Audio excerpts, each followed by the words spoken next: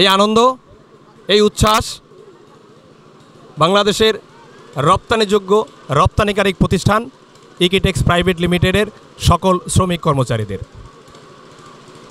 প্রতি বছরের ন্যায় 2017 সালে তারাও তাদের এই বাৎসরিক অ্যানুয়াল পিকনিক সম্পন্ন করলো আজ 3রা March 2017।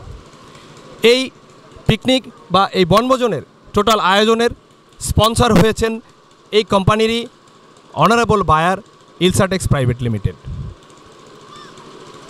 The company Equitex Private Limited is humbly and specially thanks to Ilsatex Limited for their social commitment. আজকে এই অনুষ্ঠানে সমস্ত শ্রমিক কর্মচারীরা তাদের আনন্দ উল্লাস ভাগাভাগি করেছেন তাদেরই মালিক পক্ষের লোকদের সাথে।